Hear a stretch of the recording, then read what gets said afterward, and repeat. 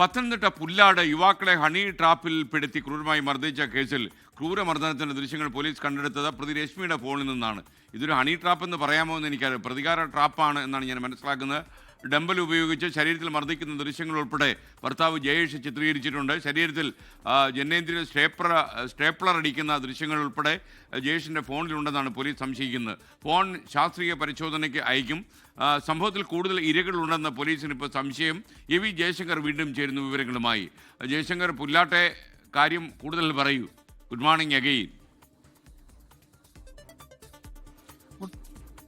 Good morning S K N. ആകെ വിചിത്രവും കൗതുകകരവുമാണ് പുല്ലാട്ട് നടന്ന സംഭവങ്ങൾ. എന്താണെന്ന് പോലീസിന് ഇതുവരെ മനസ്സിലാക്കാൻ സാധിച്ചില്ല. അടിമുടി ദുരൂഹതയാണ്. എന്തായാലും ഈ രശ്മിയുടെ ഫോണിൽ നിന്നാണ് കഴിഞ്ഞ ദിവസം ഈ ക്രൂരമർദ്ദനത്തിൻ്റെയും മറ്റും ദൃശ്യങ്ങൾ പോലീസ് കണ്ടെടുത്തത്. 5ഓളം ക്ലിപ്പുകളാണ് ഈ രശ്മിയുടെ ഫോണിലുള്ളത്. ഈ റാന്നി സ്വദേശിയെ ക്രൂരമായി മർദ്ദിക്കുന്നത്, ഒപ്പം തന്നെ ഈ ആലപ്പുഴ സ്വദേശിയുമായി ലൈംഗിക ബന്ധത്തിൽ ഏർപ്പെടാൻ ശ്രമിക്കുന്ന ഉൾപ്പെടെയുള്ള ദൃശ്യങ്ങളാണ് നിലവിൽ രശ്മിയുടെ ഫോണിൽ നിന്ന് പോലീസ് കണ്ടെടുത്തിയിരിക്കുന്നത്. ഈ ദൃശ്യങ്ങൾ കാണിച്ച് ഈ ദൃശ്യങ്ങൾ വെച്ചാണ് പ്രതികളെ കസ്റ്റഡിയിൽ ഉൾപ്പെടെ പോലീസ് വാങ്ങിക്കുകയും ചെയ്തത്. ഒപ്പം തന്നെ ഈ ജയേഷിന്റെ ഫോണിലാണ് ഈ റാന്നി സ്വദേശിയെ സ്റ്റേപ്ലർ അടിക്കുന്ന ഉൾപ്പെടെയുള്ള ദൃശ്യങ്ങൾ ഉള്ളതെന്നാണ് പോലീസ് സംശയിക്കുന്നത്. പക്ഷേ ജയേഷ് ഒരു തരത്തിലും ഈ അന്വേഷണവുമായി സഹകരിക്കുന്നില്ല. ഫോണിന്റെ പാസ്വേഡ് ഉൾപ്പെടെ പലതവണ ആവശ്യപ്പെട്ടെങ്കിലും നൽകാത്തൊരു സാഹചര്യമാണ് നിലവിലുള്ളത്. എന്തായാലും ഈ ഫോണ് ശാസ്ത്രീയ പരിശോധനയ്ക്ക് അയക്കാൻ, ഈ ലോക്ക് പൊട്ടിക്കാൻ തന്നെയാണ് പോലീസിന്റെ തീരുമാനം. കാരണം ഈ കേസുമായി ബന്ധപ്പെട്ട് നിർണായകമായ അതിക്രൂരമായ എല്ലാ ദൃശ്യങ്ങളും ജയേഷിന്റെ ഫോണിലാണ്. കൂടുതൽ പേർ ഇത്തരത്തിൽ അതിക്രമത്തിന് ഇരയാക്കിയെന്ന കാര്യത്തിലും ഈ ജയേഷിന്റെ ഫോൺ പരിശോധിച്ചാൽ മാത്രമേ ഒരു വ്യക്തത വരുമെന്നാണ് പോലീസ് എന്തായാലും പറയുന്നത്.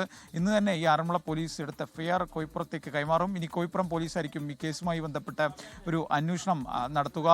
കൂടുതൽ പേരെ ഇരയാക്കിയെന്ന് തന്നെയാണ് ഈ കേസുമായി ബന്ധപ്പെട്ട് ഇനി ഒരു പ്രധാനപ്പെട്ട ഒരു അന്വേഷണത്തിലേക്ക് പോലീസ് കിടക്കുക.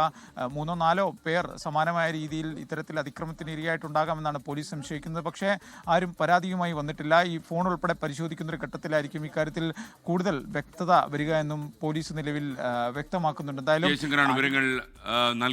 ലോകത്തെവിടെയായാലും ഏത് സമയത്തും 24 വാർത്തകളും ഓഗ്മെന്റഡ് റിയാലിറ്റി പാക്കേജുകളും എക്സ്പ്ലെയിനറുകളും വിശദമായി കാണാൻ ഞങ്ങളുടെ യൂട്യൂബ് ചാനൽ നിങ്ങൾക്ക് സബ്സ്ക്രൈബ് ചെയ്യാം.